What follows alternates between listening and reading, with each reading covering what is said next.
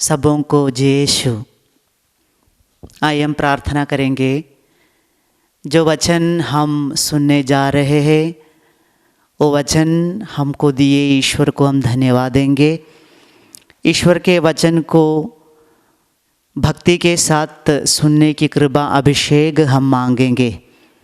जो वचन आज के दिन में हमने सुने हैं, हम सुन रहे हैं, वो वचन की योग्यता से हमारे जीवन में, हमारे परिवार में ईश्वर के विशेष अभिषेक, पवित्र आत्मा के विशेष अभिषेक भर जाए।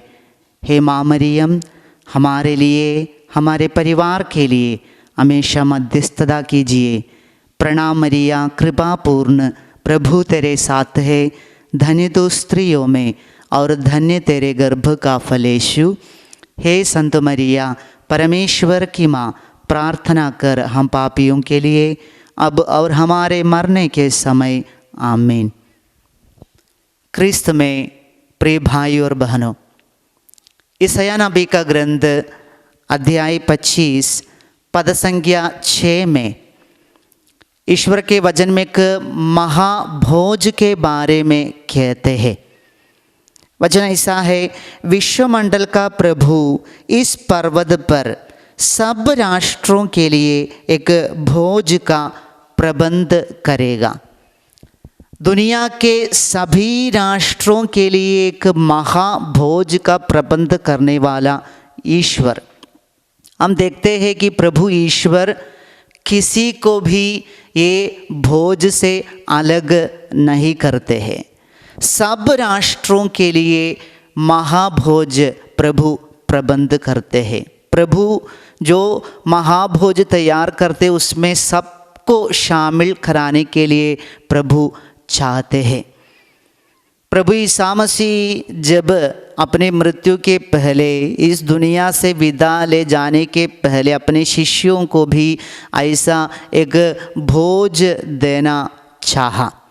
और हम देखते हैं ईसा मसीह अपने सारे शिष्यों को ये भोज में निमंत्रण देते हैं, सबको वहाँ इकट्ठा कर देते। अंतिम भोज के समय सारे शिष्यों को प्रभु यीशु ये भोज में, अंतिम भोज में पुकारते हैं। हम देखते हैं वहाँ यूदस है जो यीशु को पकड़वाने के लिए तैयार होकर खड़े हैं। वहाँ पेतरुस से जो ईसा मसीह का तिरस्कार करने वाला है, वो दोनों को भी, और जितने शिष्य थे यीशु को मालूम था कि ये शिष्य लोग जब मेरे साथ ऐसे दुख संकट होगा, मुझे क्रूस ढोना पड़ेगा, ऐसे सेना लोग आकर मुझे पकड़ कर ले जाएंगे, सारे शिष्य लोग मुझे छोड़कर भाग जाएंगे, ये सब यीशु को मालूम है। फिर भी वो सारे शिष्यों को यीशु ने वो अंतिम भोज में शामिल कर देते हैं। प्यारे भाई बहनों, ईश्वर हमारे लिए जो भोज तैयार करते हैं वो भोज की विशेषता यही है कि प्रभु ईश्वर वो भोज से किसी को भी अलग नहीं करना चाहते। ईसा मसीह भी अपने अंतिम भोज के समय यही हमें दिखाते हैं कि प्रभु यीशु किसी को भी, अपने एक भी शिष्य को भी अलग करना नहीं चाहते, सबको वो भोज में शामिल कर देते हैं। Hallelujah, hallelujah. संत मत्ती के अनुसार पवित्र सुसमाचार अध्याय 22 में हम देखते विवाह भोज का दृष्टांत। वहाँ अध्याय 22 पद संख्या 2 में वचन में लिखा हुआ है, स्वर्ग का राज्य उस राजा के सदृश है जिसने अपने पुत्र के विवाह में भोज दिया।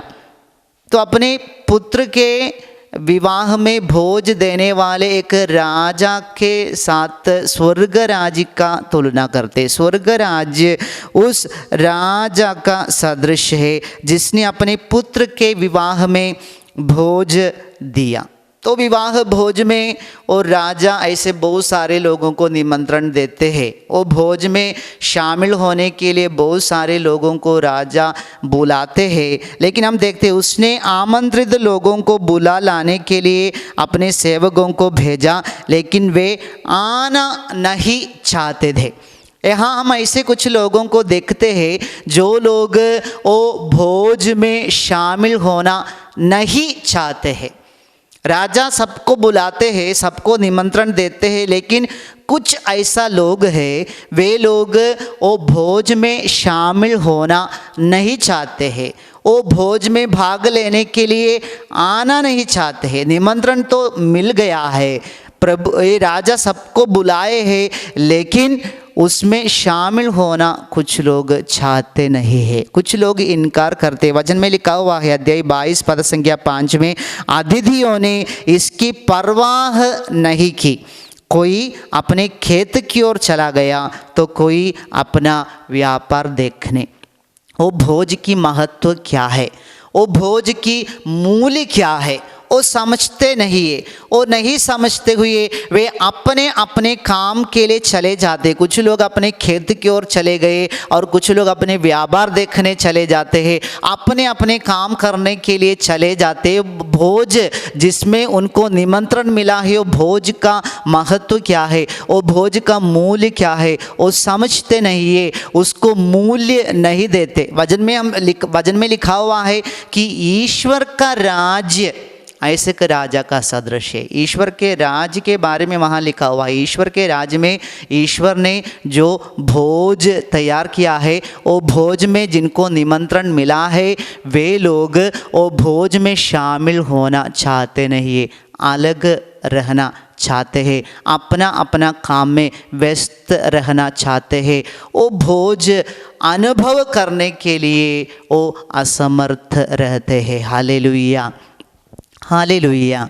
प्यारे भाई बहनों, ऐसे कहते हैं कि आज हमारे परिवारों में जो भोज है, डाइनिंग टेबल जो है, वो ईश्वर के राज के डाइनिंग टेबल जो है, ईश्वर के राज में जो भोज ईश्वर ने हमारे लिए तैयार किया है, उसका फॉर एक्सपीरियंस है हमारे घर का, परिवार का डाइनिंग टेबल या भोज। ईश्वर के राज में जो भोज हम ग्रहण करने वाला है, उसका फॉर एक्सपीरियंस, यानी इस दुनिया में ही हम ईश्वर के राज का भोज की अनुभव करते हैं। हमारे परिवार में, हमारे घरों में जब सब कोई मिलकर एक साथ आते हैं और एक साथ भोजन करते हैं, वो भोजन स्वर्ग के राज में हम जो भोजन करने वाला है उसका प्रतीक है, उसका फॉर एक्सपीरियंस है। इस दुनिया में ही हम स्वर्ग राज के भोज का अनुभव करते हैं। हालेलुया, यीशु की स्तुति हो, यीशु की आराधना हो। स्तोत्र ग्रंथ अध्याय 33 में ईश्वर का वचन में लिखा हुआ है, भाइयों का एक साथ रहना कितना सुखद और अच्छा है। भाइयों का एक साथ रहना कितना सुखद और अच्छा है, कितना सुंदर बात है भाइयों का एक साथ रहना। ईश्वर का वचन स्तोत्र ग्रंथ में हम पढ़ते हैं, लेकिन आज ये सुंदरता, ये ब्यूटी आज हमारे परिवार में है कि नहीं?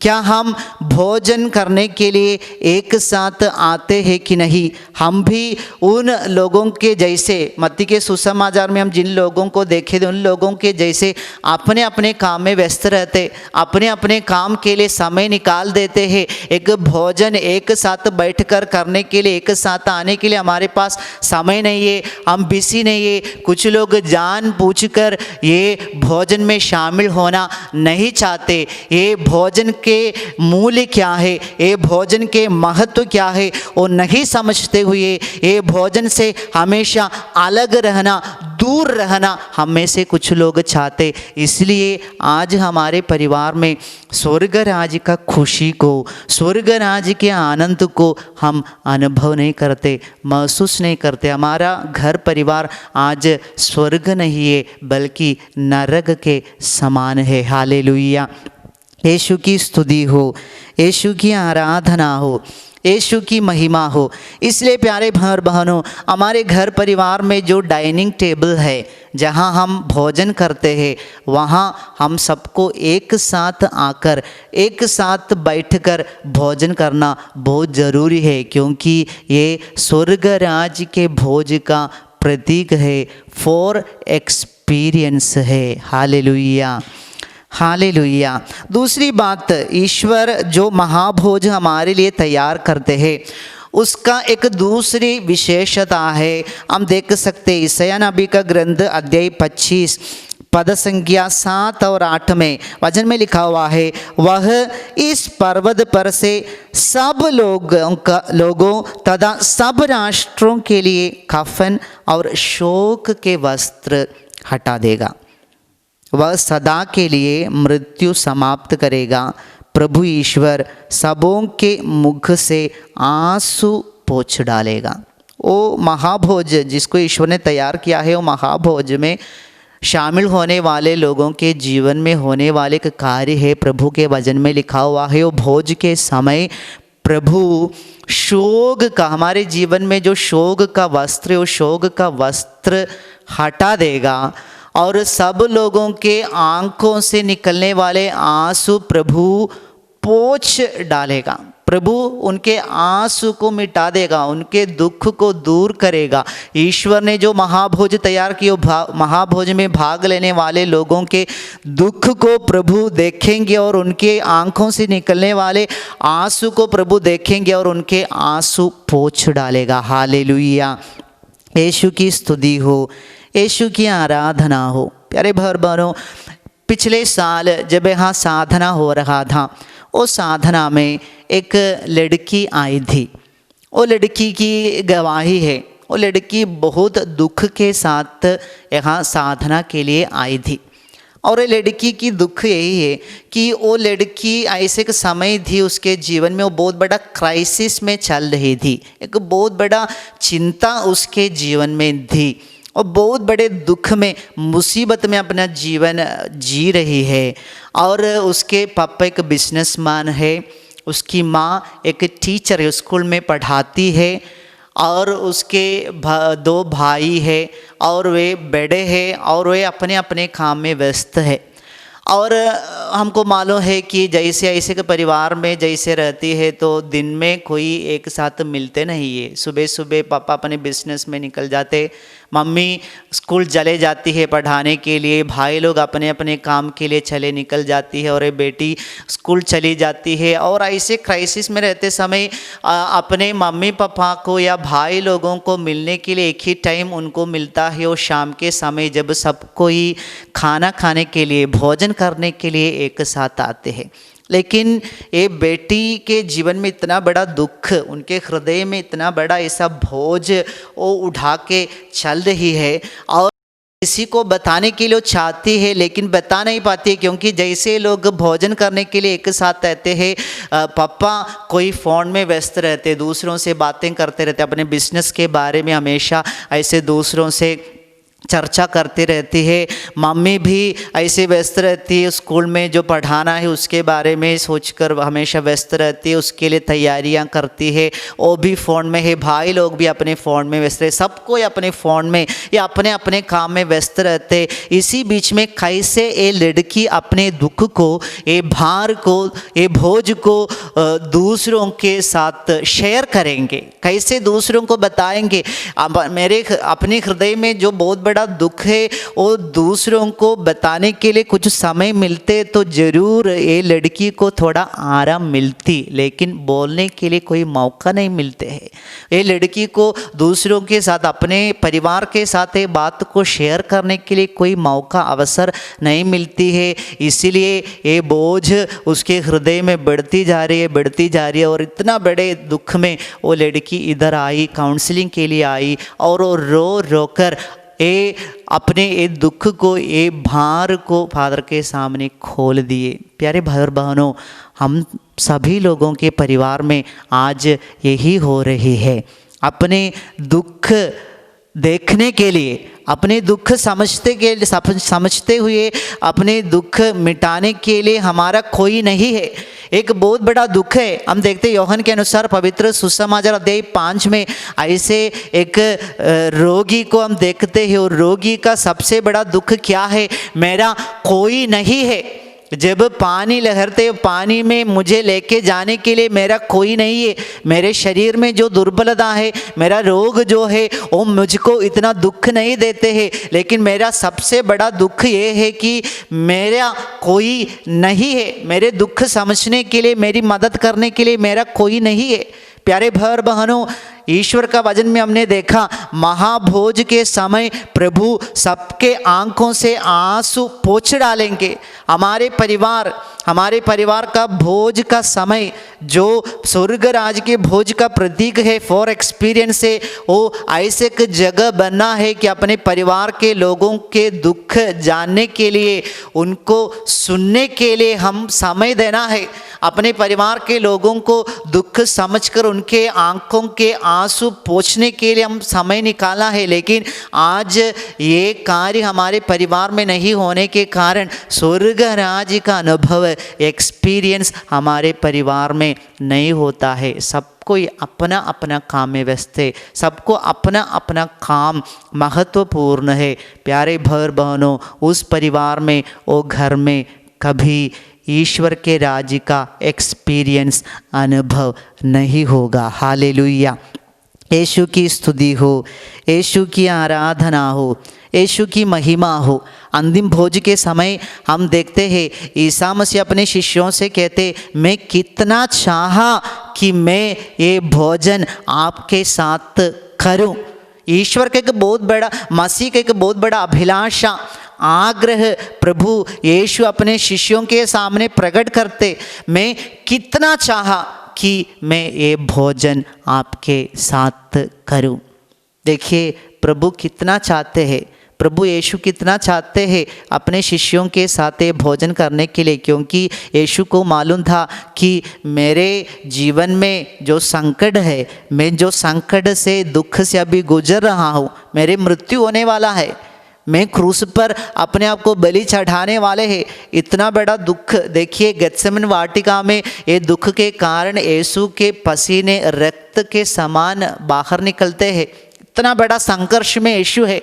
ये संकट, ये दुख कैसे यीशु दूसरों को बताएंगे, किससे शेयर करेंगे? यीशु एक ही मार्ग देखा, यीशु के सामने एक ही रास्ता था ये शेयर करने के लिए। इसीलिए यीशु सारे शिष्यों को अंतिम भोज के समय वो डाइनिंग टेबल के चारों ओर इकट्ठा कर देते हैं, सबको वहाँ निमंत्रण देते, सबको बुलाते और अपने शिष्यों को बोलते हैं कि मेरे जीवन में ऐसे एक घटना होने वाला है, मुझे दुख सहना पड़ेगा, क्रूस पर मरना पड़ेगा। ये दुख अपने शिष्यों के साथ शेयर करते हैं और यीशु वहाँ वो अंतिम भोज के समय स्वतंत्र हो जाते। जब दूसरों की बात बताया, शेयर किया, यीशु वहाँ स्वतंत्र हो जाते। यीशु अपने जीवन में होने वाले दुख को सामने करने के लिए तैयार हो जाते हैं। प्यारे भाई बहनों, ऐसे आज हमारे परिवार में अपने दुख को शेयर करने के लिए हमारा कोई है, ऐसे हमें सुनने वाला कोई है, ऐसा हमारा भोज का समय हम जहाँ एक साथ बैठकर भोजन करते, या क्या हम अपने अपने काम में व्यस्त, हम अपने बारे में सोचते, क्या हम स्वार्थी बन जाते हैं, हम मोबाइल फ़ोन में लगे रहते हैं, या हम दूसरों के लिए समय निकालते हैं? सोचने की बातें प्यारे भाई बहनों, हमको मनन चिंतन करना है, हमको खुद अपने दिल की जांच करना है। क्या हमारे परिवार में आज जो डाइनिंग टेबल है जिस पर बैठकर हम अपने भोजन करते, क्या वो ईश्वर के राज्य का भोजन का फॉर एक्सपीरियंस है कि नहीं? क्या हमारे डाइनिंग टेबल में ईश्वर के राज्य का खुशी हम दूसरों के साथ बांट सकते हैं कि नहीं? प्रकाशना ग्रंथ अध्याय 3 पद संख्या 20 में ईश्वर का वचन में पढ़ते, मैं द्वार के सामने खड़ा होकर खड़खड़ाता हूँ, यदि कोई मेरी वाणी सुनकर द्वार खोलेगा तो मैं उसके यहाँ आकर उसके साथ भोजन करूँगा और वह मेरे साथ। ईश्वर अपनी खुशी को, अपने आनंद को शेयर करने का एक जगह भोजन के समय है, हमें सिखाते हैं। जब मेरे लिए कोई द्वार खोलेगा, मैं अंदर आकर उसके साथ भोजन करूँगा। ईश्वर के खुशी, ईश्वर के आशीर्वाद, ईश्वर के कृपा हमारे परिवार में हमारे साथ बांटने की एक जगह है, भोजन करने का जगह। इसलिए यीशु कहते, मैं उसके यहाँ आकर उसके साथ भोजन करूँगा और वह मेरे साथ। एक यूनिटी है, एक एकता है। ईश्वर का अनुभव हमारे जीवन में, हमारे परिवार में हो रहा है। जब भोजन करते समय ईश्वर के राज्य के खुशी का प्रतीक है हमारा परिवार के घर के डाइनिंग टेबल। यदि वहाँ हम ईश्वर को, मसीह को स्वागत नहीं करेंगे, हमारे भोजन करने के बीच में, भोजन करने का जगह में ईश्वर को कोई स्थान नहीं है, जगह नहीं है। हम अपने अपने काम में व्यस्त रहते हैं। मत्ती के सुसमाचार में हमने देखे लोगों के समान इसकी तिरस्कार करते हुए अलग अलग जगह में चले जाते हैं और जानबूझकर भोजन करने के लिए लेट हो जाते हैं, देरी में आते हैं। ये जगह में, ये घर परिवार में प्रभु की, मसीह की उपस्थिति नहीं होगा। भजन क्या कहते, यदि कोई मेरी वाणी सुनकर द्वार खोलेगा तो मैं उसके यहाँ आकर उसके साथ भोजन करूँगा और वह मेरे साथ। एक खुशी का अनुभव है, ये स्वर्ग राज्य का अनुभव है। इसलिए प्यारे भाई और बहनों, हम आज मनन चिंतन करेंगे, क्या हमारे परिवार में आज ये स्वर्ग राज्य का अनुभव है कि नहीं। हमारे परिवार में जो भोजन हम करते हैं वो भोजन में ईश्वर की, मसीह की उपस्थिति है कि नहीं। यदि ईश्वर की उपस्थिति हमारे घर में, परिवार में भोजन के समय नहीं होते, यदि हम जानबूझकर ये भोजन की तिरस्कार करते हैं, यदि हम जानबूझकर देर होकर लेट में भोजन करने के लिए आते हैं, एक साथ नहीं आते, यदि भोजन के समय दूसरों को सुनने के लिए हम समय नहीं निकालते हैं, दूसरों के दुख को सुनने के लिए, समझने के लिए हम अपने कान नहीं लगाते हैं, यदि हम अपने जीवन के फीलिंग्स को उस समय दूसरों के साथ शेयर नहीं कर पाते हैं, तो ईश्वर के राज्य में जो भोजन हम करने वाला है उसका एक्सपीरियंस, अनुभव हमारे परिवार में भोजन के समय हमको नहीं मिलेगा। ये केवल एक शारीरिक बढ़ावा के लिए हम कुछ खाना खा के चले जाएंगे, हमारे आध्यात्मिक विकास, उन्नति वहाँ नहीं होते हैं।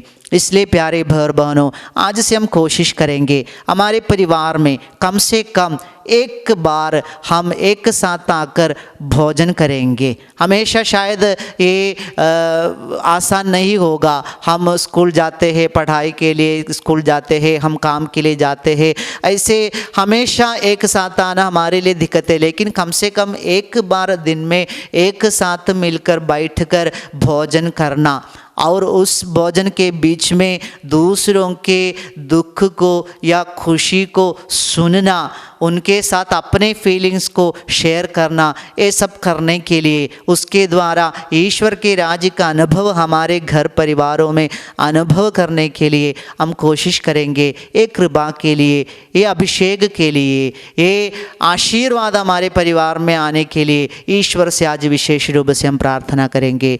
पिता, पुत्र और पवित्र आत्मा के नाम पर आमीन।